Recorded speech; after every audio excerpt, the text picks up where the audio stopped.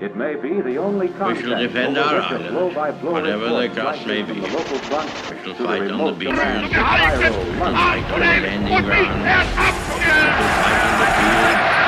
And in the sky. I do not for a moment believe this island or a large part of it was subjugated and starved. Beyond the seas, armed and guarded by the British people. We shall never surrender. This country is at war with Germany.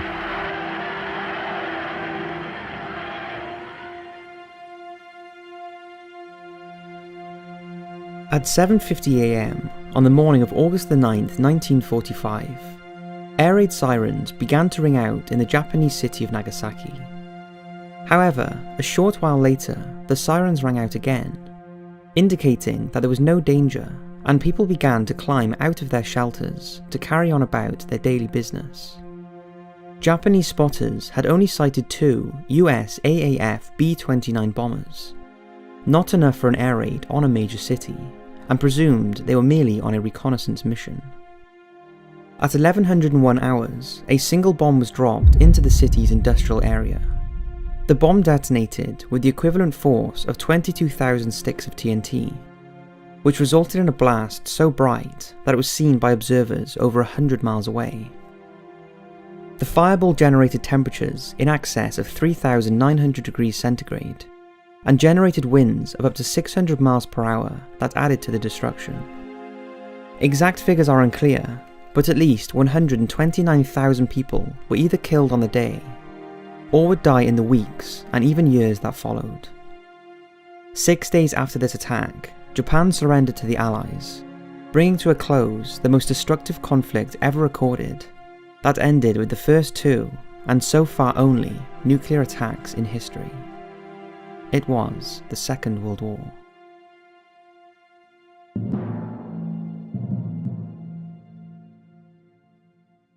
It's impossible to dissect the causes of the Second World War without discussing the rise of the Nazi Party in Germany and its leader, Adolf Hitler. Hitler was himself of Austrian birth, but he fought in the German army during the First World War. When the war ended with Germany's humiliation, Hitler felt especially bitter about it, and like many in Europe, he feared communism spreading beyond the borders of post-revolutionary Russia. In 1919, a year after the end of the war, he joined a new and little-known political group called the German Workers' Party, and used his great ability as a speaker to stir up crowds and gain support. A year later, the party was renamed the National Socialist German Workers' Party, more commonly known by its English abbreviation, Nazi. In 1921, Hitler rose to become leader of the party, and again using his magnetic personality, he continued to garner more and more support, until 1923, the Nazis were confident enough to attempt a coup in Munich and seize power. Known as the Beer Hall Putsch, the effort failed and Hitler was arrested before being put on trial, but this only furthered the Nazi cause. Hitler used the trial to gain even more supporters, and despite him spending a year in prison, in which he wrote his autobiography Mein Kampf, the Nazis continued to establish themselves in German politics.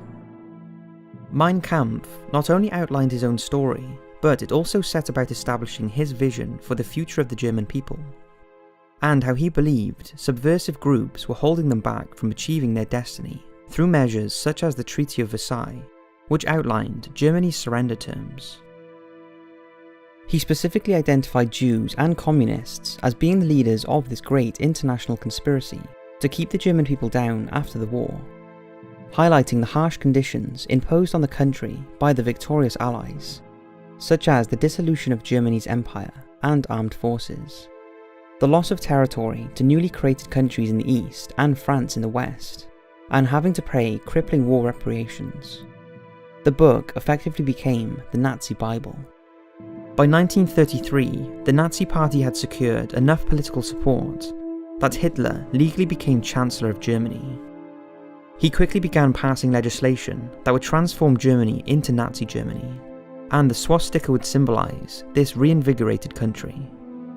The prosecution of Jews, gypsies, and political opponents soon became government policy, as Hitler began preparing Nazi Germany to attain what he saw as its destiny, cantered around the concept of the Aryan race, with himself as the undisputed leader, the Führer.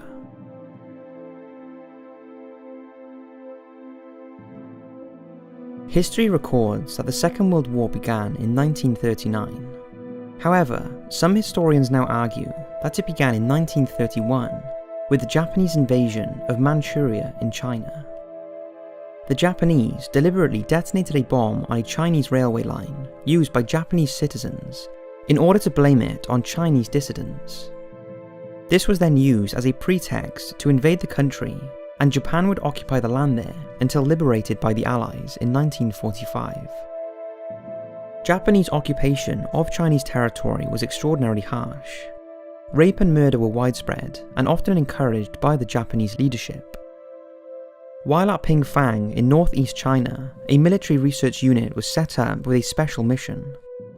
Designated Unit 731, thousands of Chinese civilians were used in nightmarish medical experiments to develop biological and chemical weapons, as well as carry out experimental surgeries, often without anesthesia, for fear of corrupting the data.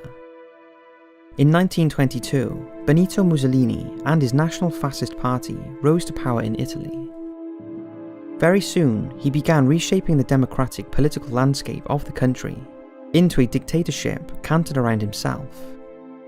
Mussolini, like Hitler in Germany, believed his country had a destiny and wanted to build a new Roman Empire, beginning with a massive build-up of his armed forces.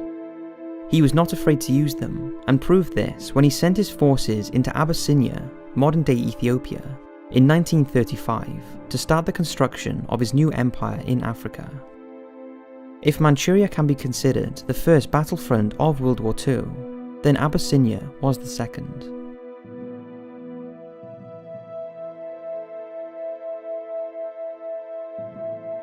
As the 1930s grew on, Hitler's Nazi Party became firmly embedded not just in German politics, but into German society on a whole. The German people had much to thank the Nazi Party for, since they had pulled the country out of the despair of defeat and reinvigorated it, promising that Germany would soon be attaining its destiny of becoming a great power again. Hitler's appeal and influence was not lost on foreign observers, many of whom admired him and even began to sympathise with the Treaty of Germany after the war. Proof of this was given when Hitler became Time magazine's Man of the Year. This played perfectly into Hitler's hands as he began making notions of regaining lost territory in the east and west of the country. The first test of how the Allied powers of Britain and France would respond to his new Germany came in 1935, when Hitler introduced military conscription, which saw the German armed forces swell many times beyond the number permitted by the Treaty of Versailles. But the Allies did nothing. Encouraged by this, he then ordered his troops into the Rhineland in 1936.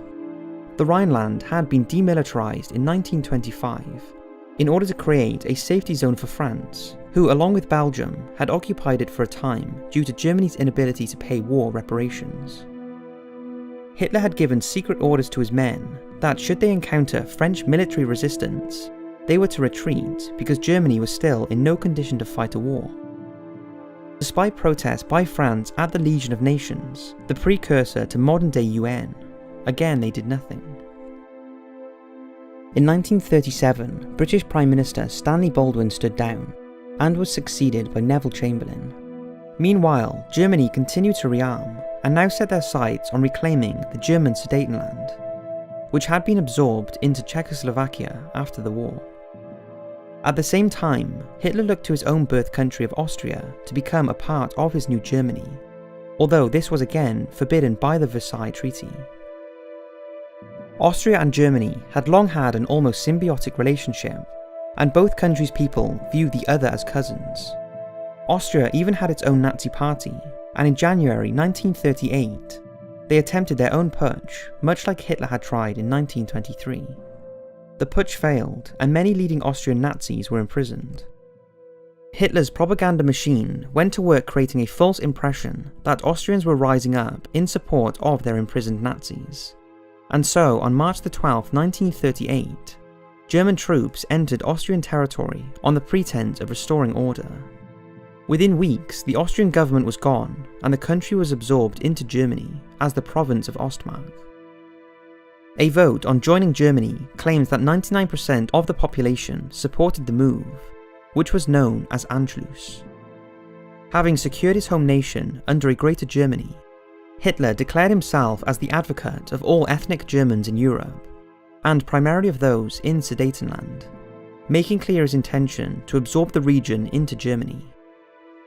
A diplomatic crisis was sparked when, just like in Austria, a Sudetenland Nazi party rose up and began demanding autonomy from Czechoslovakia. The Czech government tried to negotiate with the Sudeten Germans, while a series of meetings were held between Germany, Britain and France to reach an agreement on the crisis, culminating in the Munich Agreement, which effectively gave a free hand to Germany's ambitions. No Czech representative was present. First, Hitler took the Sudetenland, and then in January 1939, he invaded and captured the rest of Czechoslovakia, in his first act of truly open aggression towards a neighbour. The conquest of Czechoslovakia raised concerns with the mighty Soviet Union, which was in the grip of the paranoid Joseph Stalin. Hitler had written in Mein Kampf that having to fight a war on two fronts was one of the reasons the Kaiser's Germany was defeated, and so, having already antagonised London and Paris, he was far more careful with Moscow and began a diplomatic effort with the Soviet Union to keep them out of events in the West. In August 1939, German Foreign Minister Joachim von Ribbentrop met with his German counterpart, Vyacheslav Molotov, in Moscow, where the two of them effectively divided up Eastern Europe into two, on the promise that neither would interfere with the other in those areas. The Soviet Union had its own interests in Poland and Finland, and so was happy to abide by this agreement, even though Nazi Germany and the Soviet Union were ideological enemies. Despite this period of cooperation, many felt that it wouldn't last, but with Russia at bay, Hitler ordered his troops into Poland on September 1st, 1939.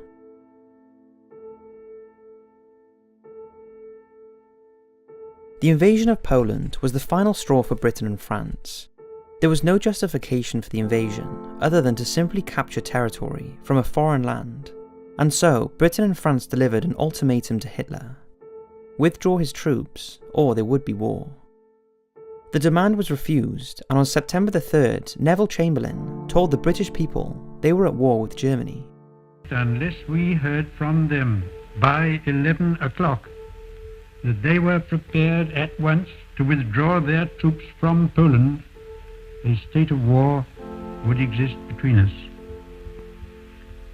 I have to tell you now that no such undertaking has been received, and that consequently this country is at war with Germany. Some of Germany's more cautious generals had warned Hitler that the country was not yet ready for a second massive European confrontation. Germany's rearmament plans predicted war with Britain and France breaking out in 1945, by which time they would have their own aircraft carrier, large U-boat fleets, and powerful tank forces. The generals therefore concocted their Blitzkrieg style of war. Blitzkrieg meant lightning war, and called for the widespread use of tanks and aircraft to break through enemy formations, to capture key strategic areas, and divide enemy forces up to make them easier to destroy. Above all, it was intended to achieve a quick victory rather than a drawn-out war of attrition, which Germany could not afford. It was first used in Poland, and the Polish army proved totally inadequate for this new form of warfare. In less than a month, the Polish army was annihilated, and the German army, the Wehrmacht, began consolidating their positions in western Poland, as the Soviet Union invaded the east of the country on September the 17th, as von Ribbentrop had agreed to, and was something that was all but ignored by Britain and France, who concentrated on Germany. Poland ceased to exist as a free country on October the 6th, 1939, and Nazi Germany now shared a land border with the communist Soviet Union. Britain and France's declaration of war on Germany sent shockwaves across Europe that were felt politically but appeared to do very little else. Belgium, Holland and Norway joined a chorus of European voices, declaring themselves neutral in the fighting. But in fact, there seemed to be very little fighting at all. In terms of helping defend Poland, Britain and France could do very little, and instead they prepared for when Hitler would charge west. This was the start of the Phony War, a period where both sides seemed to be doing everything they would normally do in a war, except all-out warfare. The French mobilised their armed forces and sent them to the border, while Britain created the British Expeditionary Force, or BEF, to be sent to France to support them, mirroring how the country went to war in 1914. At sea, German U-boats and surface raiders did sink unprotected merchant ships, while in the air, British aircraft made attacks on German shipping, or conducted leaflet drops over the Ruhr region. During one such leaflet dropping mission, on September the 9th, a formation of RAF Whitley bombers strayed into Belgian airspace and were attacked by Belgian fighters. This forced one of them to land, and they lost 2 aircraft to British defensive fire. However, in the South Atlantic, a drama was about to unfold that would become a naval legend. The German pocket battleship Graf Spee was attacking British merchant ships, capturing their crews and then sinking them. The crews were then put on the Graf Spee support ship, the Altmark, for returning to Germany. 3 British cruisers met the German ship in the battle, and managed to inflict enough damage to force the German battleship to put into neutral Montevideo, modern-day Uruguay, for repairs. While there, the British began flooding local media sources that a huge British armada was assembling to destroy the pocket battleship when it left port. The German captain learned of this, and believing the situation was hopeless, he scuttled his mighty warship. In reality, there was no armada, but the deception meant potentially thousands of sailors' lives were saved. A few weeks later, British Special Forces raided the Altmark and rescued a number of captured merchant crews.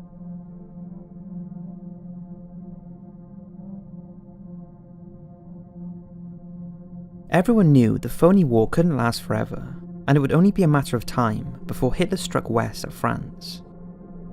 In the meantime, Britain and France decided to embark on a campaign in Norway, then a neutral country, but one that, along with Sweden, helped supply Germany with vital iron ore. The Allies mined Norwegian harbours from where German ships operated, which provoked Hitler to send his forces in on April the 9th to secure them. The battle for Norway would last until June the 10th, by which time France and Britain had long retreated, leaving the country to its fate. The disaster in Norway forced Chamberlain to stand down as Prime Minister on May the 10th, and after Lord Halifax refused the post, it was offered to Winston Churchill, who, as a First Lord of the Admiralty, was still basking in the success of the Graf Spee operation. Churchill was something of a surprise, having more friends than enemies in the establishment, but was a popular figure amongst the people. He would eventually form a new government made up of members of the main political parties, but in doing so, effectively suspended British democracy for the foreseeable future. He told the British people, rather bluntly, that he had nothing to offer them but blood, toil, tears and sweat.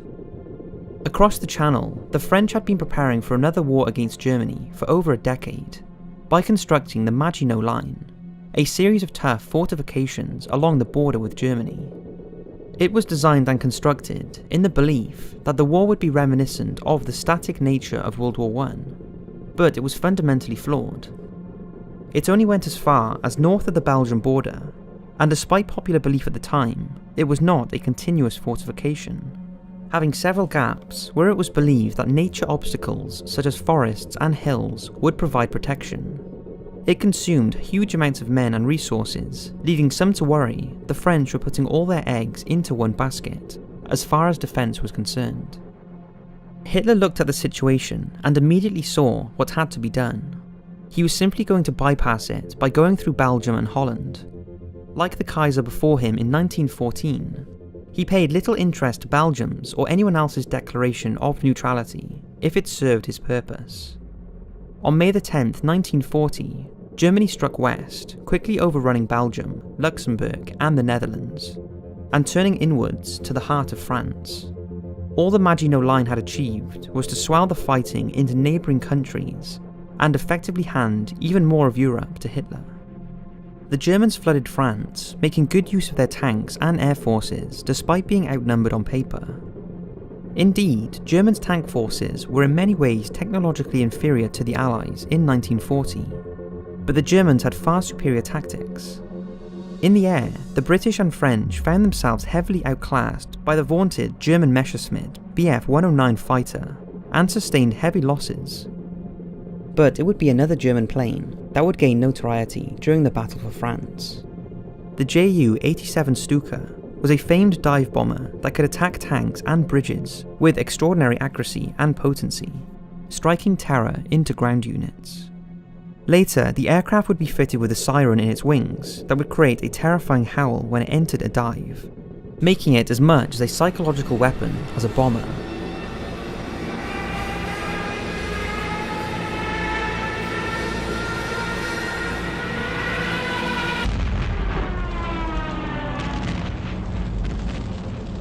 To compound problems for the Allies, the quick German succession and the failure of the Maginot Line to keep Hitler's forces at bay saw French morale in particular suffer terribly. Despite spirited resistance by the French army and the British Expeditionary Force, a sense of defeatism quickly overwhelmed them.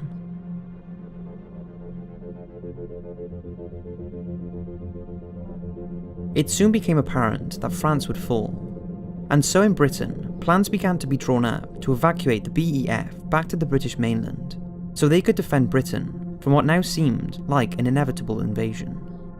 Dubbed Operation Dynamo, a huge armada of fishing boats, pleasure crafts and even rowboats were assembled on the southeast coast of England to make the trip across the Channel to Dunkirk, where the remnants of the BEF and elements of the surviving French and Belgian armies were assembling.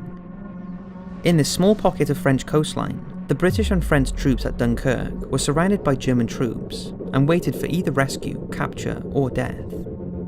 Hitler wanted to send his troops to wipe them out, once and for all, but the head of the German Luftwaffe, Hermann Göring, convinced him that the Air Force, which had so far proved almost unstoppable, could smash them on the beaches with fewer losses to German forces. Göring hoped that by doing this, he would gain favour with Hitler over some of his rivals within the Nazi high command. The evacuation began on May the 27th, 1940, with a fleet of little boats bearing down on the beaches to take men out awaiting British warships. The German Luftwaffe launched a fierce aerial bombardment and inflicted painful losses on the British. However, for the first time in war, the superiority of the Luftwaffe was finally challenged, since Dunkirk was in range of fighters flying from Britain itself. The sea and sky thus became a brutal killing field until the evacuation ended nearly a week later on June the 4th, by which time a staggering 338,000 men had been rescued. The evacuation was seen as a victory for Britain, but those in the offices of power knew the truth. The defeat in France had not only cost the relatively small British army 68,000 men, but it had lost huge amounts of equipment such as artillery, tanks and other assorted vehicles that would be vital in repelling a German invasion. Churchill warned against the optimistic mood after Dunkirk, noting that wars were not won by evacuations. In the wake of the success of the evacuation, a tragedy would occur that has been largely glossed over by history, when the British ocean liner, the RMS Lancastria, attempted to escape the French port of Saint-Nazaire. The liner was taking part in Operation Ariel, which aimed to evacuate British nationals from France, when at 10 minutes to 4 on June the 17th, it was bombed by German aircraft. Exact numbers of how many men, women and children were on board is unknown, because in the chaos of the evacuation, people were crammed into every available space. But it's estimated that between 3,000 and 6,000 people were killed, making it the worst maritime disaster in British history. To put this into perspective, the most conservative estimates put the death toll as being twice that of the Titanic. The disaster was quickly covered up for fear of damaging national morale. On June 10, 1940, Mussolini waded in on the side of Nazi Germany, declaring war on Britain and France, although Italian forces would play only a token part in the fight for France. On June 25, 1940, after just 46 days of fighting, Hitler's troops achieved what the Kaiser had failed to do in 4 years, by defeating and occupying France.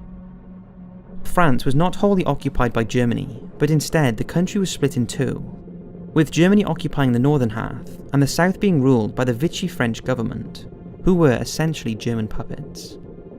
The French surrender also gave Churchill concerns that France's fleet would be absorbed into Germany's navy and used to try and blockade Britain. In one of the most controversial acts during the war, on July 3rd, he ordered the Royal Navy to demand the French warships at Melkabur in French Algeria to surrender to them, and when they refused, the Royal Navy bombarded them with shellfire, killing 1,297 French soldiers and sinking or damaging 8 ships. With France dully suppressed, Hitler was now concerned with what to do with Britain. It wasn't in his favour to destroy them, as he believed that would only hand her empire to the Americans, who were becoming increasingly hostile to him after Poland. Believing Britain was spent after the fall of France, he sued for peace, but Churchill refused, even though he knew Britain's chances of repelling a full German invasion were slim at best. Hitler therefore ordered his generals to draw up plans for Operation Sea Lion, the invasion of Britain. At the same time, Germany, along with Mussolini's Italy, met with representatives of Japan to begin negotiations for an alliance that was meant to counter the United States. This ultimately culminated in the Tripartite Pact, signed on September 27, 1940, and saw the birth of what history now remembers as the Axis forces. Unlike Germany's previous military endeavours, the invasion of Britain had a serious obstacle in the way, namely the English Channel. Hitler's military leadership agreed that it would only be possible to cross the Channel in the summer, since the weather during the autumn and winter months would be too poor to cross safely. First, however, he would have to destroy Britain's air force, otherwise his troops would be sitting ducks to British aircraft as they sat in their invasion barges during the crossings. As Germany made their invasion preparations, Churchill readied the country to do what had to be done to defend themselves. Declassified documents show just how far he was prepared to go to repel Hitler's forces, should they land in Britain. He ordered that British forces were to use chemical and even biological weapons at any German landing zone in Britain, frequently saying that it's our country and we can do what we want to defend it. On July 10, 1940, the German Luftwaffe began their offensive to destroy the RAF. It was the start of the Battle of Britain, and German confidence was still high after their swift defeat of Poland and Western Europe. However, unlike much of the fighting in Europe, the Luftwaffe now had to be content with a well-organised and highly integrated air defence network centred around the RAF's Fighting Command, led by Sir Hugh Dowding. They were equipped with 2 of the best fighter aircraft in the world at the time, namely the Hawker Hurricane and the more advanced Supermarine Spitfire. Fighter Command's ranks also swelled with an influx of British Commonwealth, French, Dutch, Polish, and even American pilots volunteering to fight with them, many of whom already had combat experience during the battles for their own countries. Over the coming weeks, the RAF would rise to face the overwhelming German aircraft, but they were suffering for it, as the Luftwaffe blasted their airfields in an effort to destroy their support infrastructure. On August 13, 1940, so many German aircraft attacked Britain that Churchill was warned that the invasion was finally underway. But despite a great deal of damage being done, the RAF was still holding out against the Germans, who were joined by the contingents of Italian aircraft. By September, Fighter Command was at its weakest point in terms of men and machines, but then British fighter production ramped up to the point where it outstripped losses and newly trained pilots began to join the fight. However, the damage to the airfields was proving more problematic. Hitler, on the other hand, was unaware that the RAF was once again growing in strength and was told by Göring that it was barely able to put any aircraft into the air. After British bombers hit targets in Berlin, in response to an accidental bombing by German aircraft of London, Hitler decided to order his bombers to turn their attention away from the airfields in order to devastate London and other British cities. His belief was that British morale would be so shaken by these terror attacks that the country would collapse, forcing Churchill to surrender, thus making an armed invasion unnecessary. It was a colossal mistake. Fighter Command effectively rebuilt and reorganised itself, and by the time Hitler realised his mistake, the summer was coming to an end. The weather was worsening, RAF Fighter Command was still a potent threat, and the country's defences had been built up to where it was no longer practical to invade. While the Germans had successfully captured the British Channel Islands, Britain herself was spared.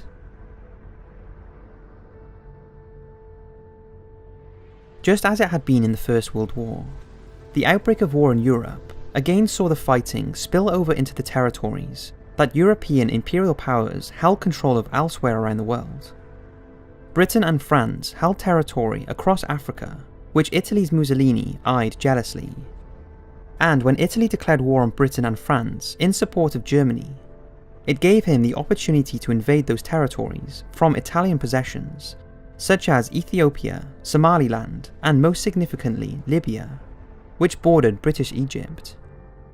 Egypt was vital to British interests because of the Suez Canal, which linked Britain to its Far East possessions, such as Hong Kong and India, as well as the oil-rich Middle East, which both sides desperately needed access to. On September 13th, 1940, Italian forces launched an invasion in Egypt. With Britain herself still preparing for an invasion, it was left to the small contingent of British and Commonwealth troops stationed there to defend the large border against the numerically superior Italians. At first, the Italians made good progress, eventually capturing the important airfield at Sidi Barrani. However, when Hitler forced to cancel the invasion of Britain, fresh troops and equipment began to be mobilised for North Africa under the command of Lieutenant General Sir Richard O'Connor. Firstly, however, they would have to make the perilous sea voyage down the North Atlantic and into the Mediterranean, where the Italian fleet was still the dominant air force after France's surrender. Heavily outnumbered, the British concocted a daring plan to attack the Italian fleet while it was still moored in Port Taranto, using obsolete Fairey Swordfish biplane bombers. On the night of November 11th, 1940, the force of Swordfish bombers took off from HMS Illustrious and caught the Italians completely by surprise. The attack inflicted severe damage on a large number of the Italians' capital ships, taking them out of the war for several months in order to be repaired, and thus severely hampering Italy's efforts to disrupt supplies to North Africa. Unfortunately, the British still had to contend with air and submarine attacks. The task of expelling Italian forces from Egypt seemed immense in the late 1940s, and yet the newly arrived British forces managed to achieve just that. The British retook Sidi Barrani, and by January 3rd, 1941, were already pushing forward into Libya. In 2 months, a British force comprising of just 2 whole divisions had advanced 500 miles, destroyed 10 Italian divisions, and taken 130,000 prisoners, as well as capturing over 1,000 tanks and artillery pieces. Operating from Italy, the German Luftwaffe began supporting the Italian operations from the air. But things on the ground continued to go badly for the Italians, with British forces capturing the strategic port of Tobruk on January the 22nd. Confident of Italian defeat, Churchill began his plans for helping to defend Greece and the Balkans from a joint German and Italian invasion. However, Germany decided to send 2 of its own divisions to help shore up Italian forces in North Africa, which would form the nucleus of its Africa Corps under the command of Erwin Rommel. Rommel was a gifted leader and tactician who understood tank warfare better than most generals in 1941. The plans of North Africa were ideal for tank combat, and Rommel's influence was almost immediately felt. He attacked El Agheila on March the 24th, and then pushed east across Libya back towards Egypt. However, he failed to retake Tobruk, and instead laid siege to British garrison there, which held out for a staggering 240 days. Providing a severe thorn in the side of the Axis forces and tying up resources. On April the 14th, British and Commonwealth forces had been pushed back to the border and had even captured General O'Connor and his replacement, General Neame. But Rommel's forces were struggling with the logistic problems, which Hitler feared the British could take advantage of. Fuel was such a concern for the Germans that they began efforts to steal it from the British, which resulted in British troops referring to their fuel cans as jerry cans. By May, Rommel was forced to halt his advance at Hellfire Pass in Egypt while he resupplied his forces. Under General Wavell, the British did indeed counterattack in June, hoping to cut off Rommel's supplies and force him to surrender. But Rommel outmaneuvered him and the attack failed. As the year went on, the British became obsessed with killing Rommel, who had earned the nickname Desert Fox, and even sent a commando raid to assassinate him, which ultimately failed. For the next few months, the battle lines fluctuated, but Rommel's logistical problems continued to hold him back, and worsened when Hitler began to focus more on other fronts. With Hitler being forced to call off Operation Sea Lion in 1940, the Germans recognised that their window to invade Britain had closed, and it would now be impractical to attempt another invasion. Britain was becoming Fortress Britain, and so Hitler turned to a medieval method of warfare, the siege. Hitler knew that Britain relied extremely heavily on war supplies, material, and even food coming from her empire and North America. Therefore, he turned to his navy, the Kriegsmarine, and tasked them to cut off this vital supply. The Royal Navy was still the most powerful surface fleet in the world in 1940, and while Germany had advanced warships, like the Tirpitz and Bismarck, they couldn't hope to meet the Royal Navy in a pitched battle like the Kaiser's fleet had in World War I, without being overwhelmed by British numbers. Therefore, the German Navy used their U-boats to besiege Britain. The Kaiser's U-boats had proved how vulnerable Britain was to such a weapon, but it seems Britain had learned very little from this during the interwar years. Tactics to combat the U-boats had changed very little, and new technologies such as ASDIC, an early form of sonar, had yet to take prevalence in the fleet, meaning the main method to detect a U-boat was to spot it on the surface recharging its batteries, or when using its periscope. Aircraft were seen as ideal platforms for this, but RAF's Coastal Command had aircraft inadequate for the job at the start of the war, lacking range and weaponry, but also having to rely solely on the aircrew's eyes for detection. Meanwhile, the Royal Navy began organising merchant ships into convoys in order to provide them protection, and also began taking on trawlers from Britain's fishing fleets and arming them to hunt U-boats. Nevertheless, the U-boats began to inflict painful losses on Britain, while efforts to destroy them at sea met with mixed success, as did RAF Bomber Command's efforts to bomb the U-boats' yards in France and Norway. Churchill would later admit that the U-boats were the only thing that truly scared him during the war. However, the U-boats needed help in locating the convoys, and so the Luftwaffe used long-range Condor patrol aircraft to organise the U-boat attacks. Realising this, Britain began looking at ways of destroying these aircraft. There weren't enough aircraft carriers in the Royal Navy during the early years to protect every convoy, and so they came up with a novel solution: catapult merchantmen, or CAM ships. These were merchant ships equipped with a catapult to launch a single Hawker Hurricane or Fairey Fulmar fighter to attack the Condors when they were sighted. It was a one-way mission, there being no way to recover the aircraft, which had to ditch alongside the convoy, with the pilot hoping to be picked up by a passing ship, which made it one of the most dangerous jobs of the war. The urgency to combat the U-boats saw the rapid development of technology, particularly in the field of radar. The U-boats had to ride on the surface to charge their batteries that powered them, and this was often carried out under the safety of night. However, radar had been used to combat night bomber raids, and was now being trialled against U-boats. On December 22nd, 1941, a U-boat was sunk by a Royal Navy plane on the surface under the cover of darkness. From that point on, U-boats could be attacked anytime, anywhere. The situation was made worse for the U-boats by the addition of new, longer-ranged aircraft equipment with radar, which left fewer and fewer places for them to hide.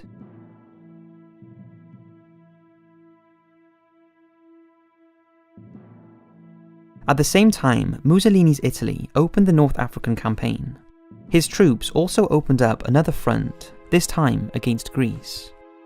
Mussolini felt he was playing second fiddle to Hitler in Europe and wanted to establish himself as an equal. He viewed Greece as an easy target and began putting pressure on the country's own facet-like dictator, Ioannis Metaxas. On August 15, 1940, an Italian submarine sank the Greek warship Elli. Italian troops finally attacked on October 28, 1940, but like in North Africa, they were beaten back, despite the odds seemingly being in their favour. The Italian attack pushed Greece closer to Britain, who were desperate for allies after the fall of Western Europe. This in turn made Hitler take an interest in Greece, and he had his general staff start drawing up plans for his own troops to once again come to the aid of the Italians. The problem was that Germany had no land border with Greece, it being blocked by Yugoslavia and Bulgaria. Hitler demanded cooperation from both nations to allow his forces to pass through. Bulgaria agreed, and so too did Yugoslavia, both of whom joined the Axis forces. But public opinion in the latter was strongly anti-German, leading to a coup against the government and the rejection of any alliance. Outraged, Hitler ordered that when his troops invaded Greece from Bulgaria on April 6, 1941, that they were to concurrently invade Yugoslavia. Despite stiff resistance, Yugoslavia was overrun in just over a week and a half. 2 weeks later, the Greeks surrendered, having been overwhelmed by the combined might of the German and Italians. British assistance could do little to repel the invaders, and along with the Greek forces, they retreated to the island of Crete. Consolidating his position on the Greek mainland, Hitler ordered the invasion of Crete to begin on May the 20th, and was opened with a massive attack by German paratroopers. After nearly 2 weeks of fierce fighting, the island fell, but while British and observers in Washington were impressed with the effectiveness of a paratroop invasion launched against them, Hitler was appalled at the cost of his forces and never again ordered a large-scale airborne invasion. Nazi Germany's army seemed unstoppable by mid-1941, and no one became more convinced of this than Hitler himself, who, after defeating the British on mainland Europe in France and Greece, and while Rommel continued pushing them back in North Africa, decided that it was time to achieve his ultimate goal, the destruction of the Soviet Union. Hitler viewed the Soviet Union as a way of not only eradicating communism, but of feeding his thousand-year Reich by providing vast areas of agricultural land and vital resources such as oil and metals. However, Germany's generals warned the Führer against invading the Soviet Union unless Moscow attacked first. Britain herself remained unconquered, and worse still, was now sending fleets of her bombers into Europe to attack German industry.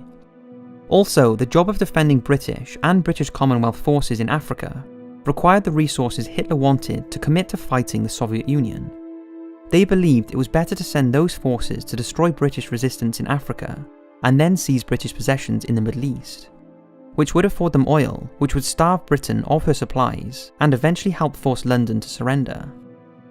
But Hitler was impatient. He argued that the German people would not be as supportive for a war on Russia after a few more years of fighting. Also, he believed the Soviet army was incompetent after its poor showing against Finland in the Winter War of 1939. If he waited, then the Soviet leadership might learn from their mistakes and become a more credible threat. Hitler would say, "We only have to kick in the front door, and the whole rotten Russian edifice will come tumbling down." He defied his generals and gave the order to attack the Soviet Union. Dubbed Operation Barbarossa, Germany committed a huge force of troops that included Romanian, Finnish and Hungarian units, who were by now signed-up members of the Axis forces. The attack was launched from occupied Polish territory at 0300 hours on Sunday the 22nd of June 1941, and involved a staggering 3.8 million personnel launched across a 2,900 kilometre front. The German forces were arranged in 3 key army groups, north, centre and south. The Soviet army had warnings that the Germans were amassing for an invasion, but Stalin refused to believe it. In the days after the invasion, Stalin retreated into his own mind. he being unable to comprehend just what was happening, which left his government that was terrified to act against him, following his brutal purges, unsure what to do. The Soviet army sustained incredible losses in the early years of the war, while the Soviet Air Force was largely smashed on the ground. The aircraft that did get airborne were often obsolete types or their pilots poorly trained, making them easy targets for skilled and experienced German fighter pilots. The Soviets also had to contend with anti-communist forces conducting sabotage and intelligence gathering operations from the Germans. The fighting in the east was particularly brutal. Hitler had told his forces that a war against the Soviet Union could not be fought along civilized lines. And as such, he promised no German would ever be held accountable for his conduct against the enemy. In a sense, they were given a free hand to rape, plunder, and murder. When Soviet units were overwhelmed, many of them surrendered as their command structure collapsed, and these soldiers were led into captivity, where there was an actual plan in place to starve them to death. Behind the German troops' advance, German death squads began murdering so-called undesirables, such as Jews. The speed of the German advance took everyone by surprise, including the Germans themselves. The vast areas of land Germany's forces took proved a logistical nightmare, and on several occasions they lost the initiative as they waited for supplies of food, fuel, and rearmaments to catch up with them. The Germans advanced across eastern Poland, Belarus, Estonia, Latvia, Lithuania, Ukraine, and into Russia itself, proving almost unstoppable. But everyone knew that the biggest obstacle the Germans would have to face was rapidly approaching: the Russian winter. By December 1941, the snow was setting in, but German troops were on the verge of taking Moscow itself. However, they failed to take the embattled city, and their advance ground to a halt. The Soviet Union's leadership, meanwhile, had relocated their major weapons production facilities further east, out of the range of German bombers, which allowed them to build tanks and aircraft unmolested. They were also getting supplies from Britain, thanks to the efforts of the men on the perilous Arctic convoys. The German army leadership knew the truth, even if Hitler remained convinced of Germany's superiority. They had lost their window of opportunity to destroy the Soviet Union quickly. Now the Soviets were engaged, committed, and far more prepared for the coming war of attrition than Germany was. In Mein Kampf, Hitler had outlined that Germany could not fight a prolonged war on two fronts. Yet at the end of 1941, he was effectively committed to three fronts: Britain in the west, British Commonwealth forces in North Africa, and now the Soviet Union in the east. And while the snow fell on German soldiers in Russia, ill-equipped for winter warfare, a world away in the tropical climate of Hawaii, a fleet of Japanese ships were closing in on the American naval base at Pearl Harbor.